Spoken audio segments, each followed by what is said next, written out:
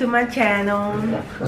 I'm Ashley. Ashley's channel. I'm Talia. And this is Talia, my best friend and my baby's godmother. So we're here to talk about her labor. I don't have a belly now, but you know, when I had a belly. So my due date was for the 22nd, but of course she was late because I'm late to everything, and she wasn't here at that time. My mom actually flew in from Texas to be here for her birth on the 22nd, just so she would at least think she would catch her, but she didn't. She had to leave on the 26th, and on the 26th, that's Adriana right now, hitting a table. And on the 26th was the day I started getting contractions. Then on the 27th, that morning, well, the night of the 26th to the 27th, I did not sleep. Contractions all night. It was crazy. I kept looking at Mario, her dad, and thinking to myself, like, look at him. Sleeping peacefully. Sleeping peacefully.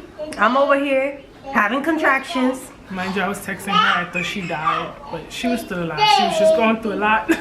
I was here watching movies all night, trying to distract myself from it. It was rough. It was a rough night.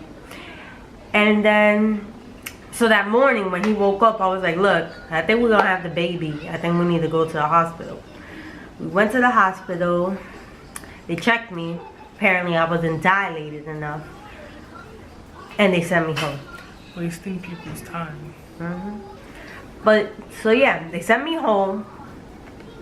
And then, next night, I was having contractions all night again. I was like, when Mario woke up, I was like, I think I'm gonna have the baby. But I wanted to make sure. They told me I had to call in. Well, I didn't have to, but they told me that I should call them first, let them know what my symptoms are before I go in. So yeah, so I woke up, I was like, okay, so I'm gonna call them first. I decided to go use the restroom first. And I realized that I had some discharge. And I remember my mom telling me, like, when you're gonna give birth, you get like a discharge, like a thing comes out your vagina. And it's like, it looks like boogers. It's like, Jesus Christ. well, you're gonna have a baby soon. You're gonna bring me a godchild. So you don't know what that's like. I'm everybody's auntie. I have one godchild so far. I realized that. Auntie Talia. Auntie soon to be mommy. One day, hopefully, and like soon. But so yeah, I went to the bathroom, looked down and see that I have that discharge. So I called in to the hospital. I was like, look, I think I'm about to give birth. I'm having contractions and I have the discharge going on. They was like, okay, so come in. So I went in. That day, everybody decided to give birth in the Bronx. Yes, Adriana's in the video now. And the labor. Hey, woo, woo. Yay! Woo, woo, woo. What happened? ¿Qué pasó, mami?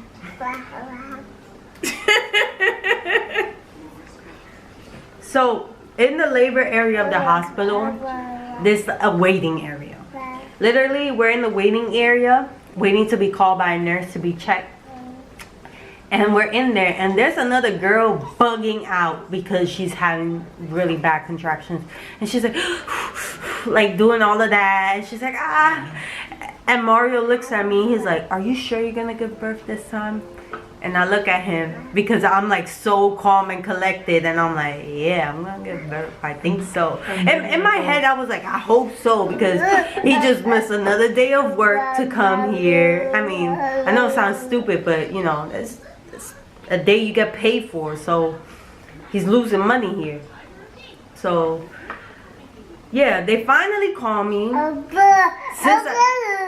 Yeah, this is the day before you was born. Yep, the day you decided to bless us with your presence. The day you was knocking on my vagina doors. Your mother's horrible. So since everyone wanted to give birth that day, they had her in the hallway. Yes. Okay? They had me in the hallways because there was no more rooms. and they had to close this hallway. It's like blurry right now. So they had this hallway closed off. You want to focus, camera? We're right here. We're right here. There we go.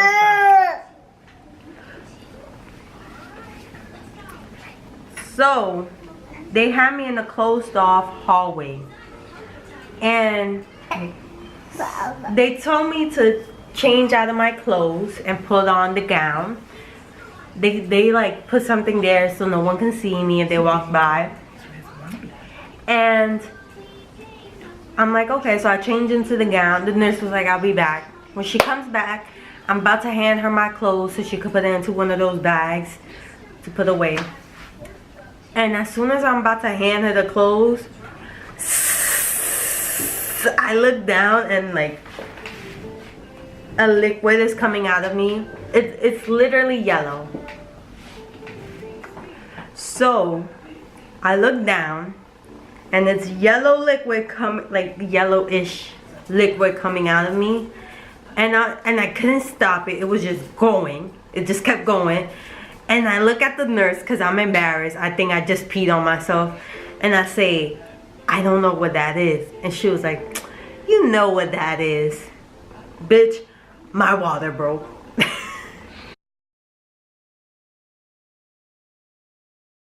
Next thing you know, that was like, well, you ain't going home today. And I'm like, okay, great, let's get it started.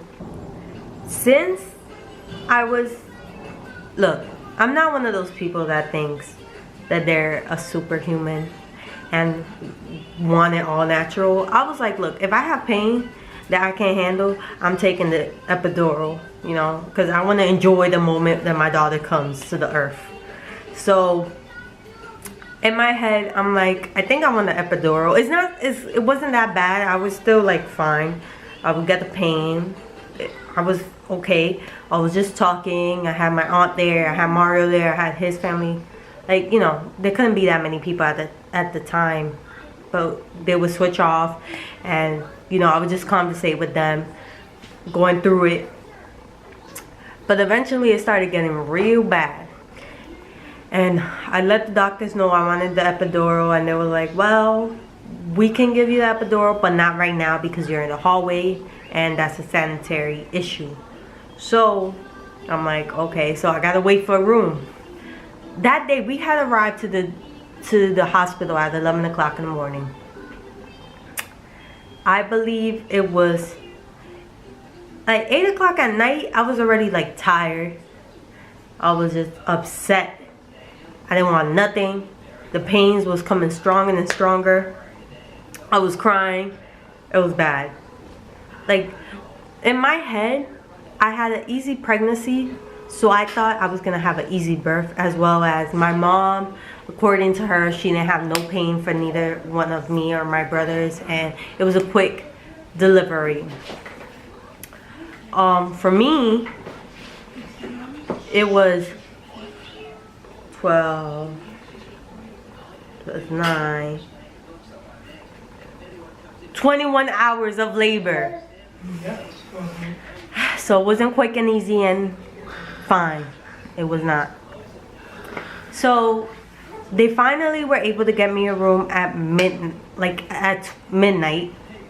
By that time I was screaming like, I need a room, I need a room. I was the first person on the wait list to a room, but I needed to wait for someone else to give birth for me to have a room, and then also I had to wait for them to clean the room.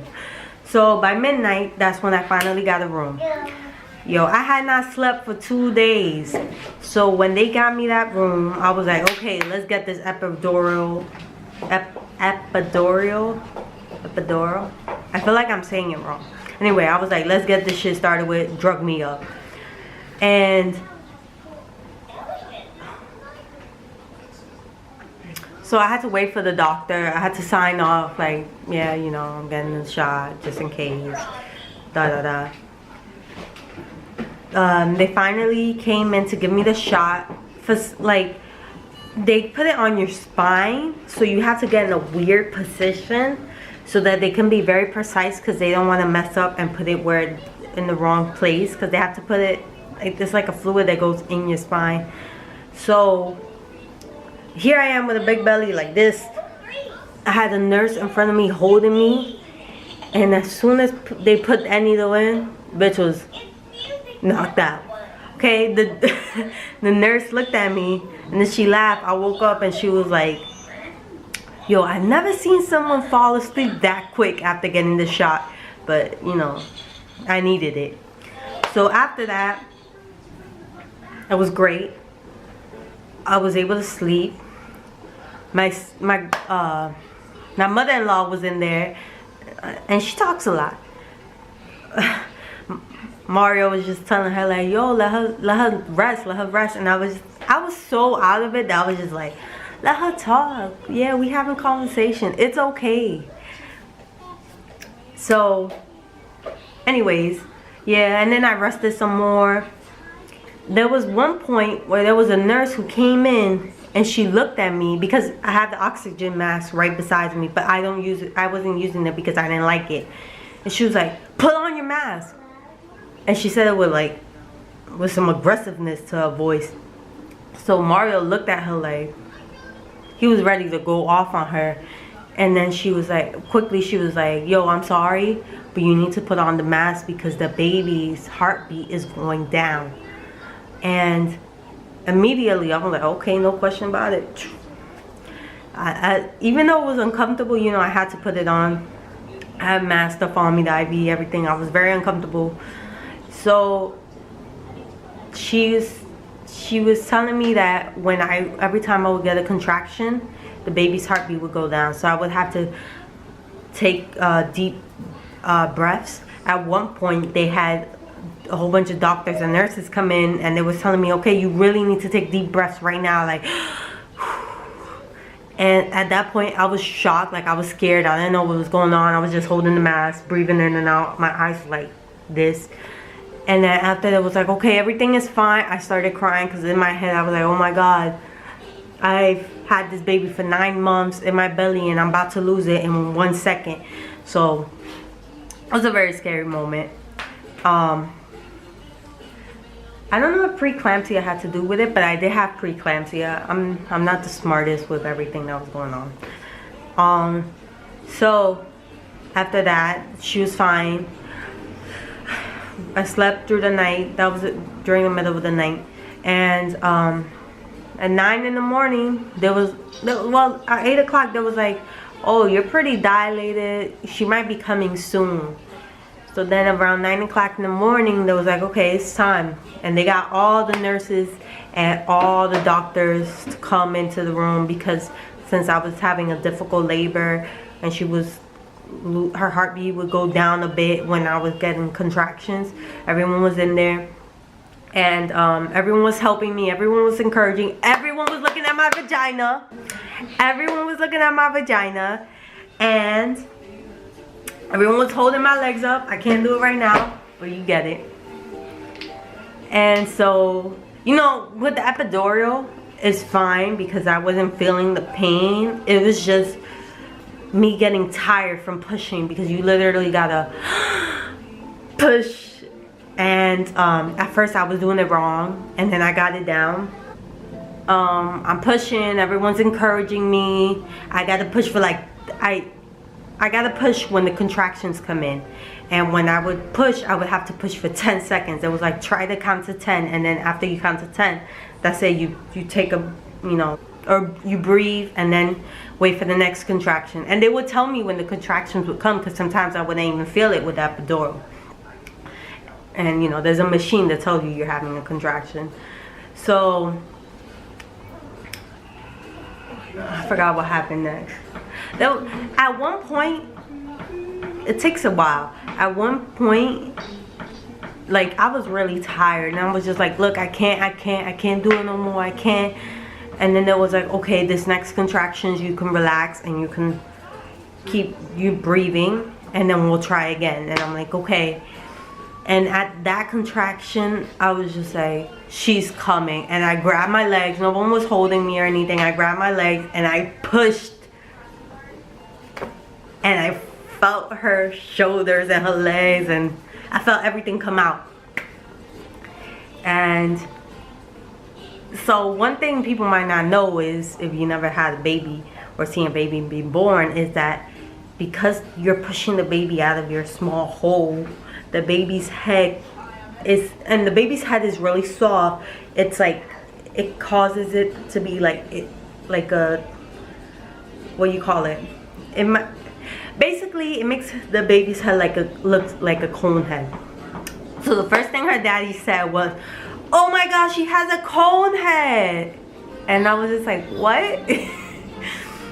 And because I was having issues, immediately when she came out, they grabbed her and took her, well, they grabbed her and there was a doctor right there, and they checked to make sure everything was okay. They checked her heartbeat, they cleaned her off, and then they gave her to me. And she was the most beautiful little baby in the world, but I'm a little biased. So yeah, that's my labor story. And now she is 11 months old, and she's gonna be 1 year old. She's gonna be 1 at the end of December, and I'm excited. And I still can't believe I have a 1 year old, and I still can't believe I gave birth to her, and I still can't believe I pushed her out. So yeah. Oh, and the first thing I ate, because I hadn't really ate for the last few days, because they don't let you eat if you're gonna have the epidural and stuff. First thing I ate was a pizza, because that's what I wanted, and that's what I deserve after giving birth.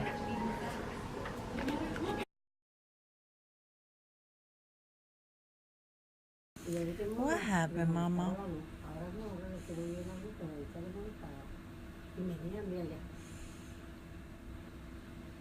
It does look weird. No, we're black as shit now. Yeah, I'm sorry, I did that. Yo, your cat looks, you know what your cat looks like? The Evil. grumpy cat without the grump. She just got Like a the- nicer. Yeah, she got the spaced out head though, so it's just like. Truth be told, I would dead ass kidnap your cat, bro, but I can't have cats in my building. And I want a cat. I miss having a cat. Hi, Emmett. I don't. You always seem to find your way back to me. Hi, Emmett. How you doing? Okay. How are we doing this? Are we starting from the beginning again? There's a ghost in here. Don't tell YouTube. There's a that. ghost Don't tell in YouTube. the house. Because then watch every other video, they're gonna be like, so how's the ghost doing? There's like random noises coming out from a room that there's no one in. I think it's the air. It probably is. Because it gets cold in that room. The cat is playing with ornaments. No, that's not even the cat. It's not? Yeah, it is. No, who's under the Oh, cat? it's my dog playing with It's ornaments. Emmett. He's a different type of guy. He's a cat guy. Cat dog. Like that. This is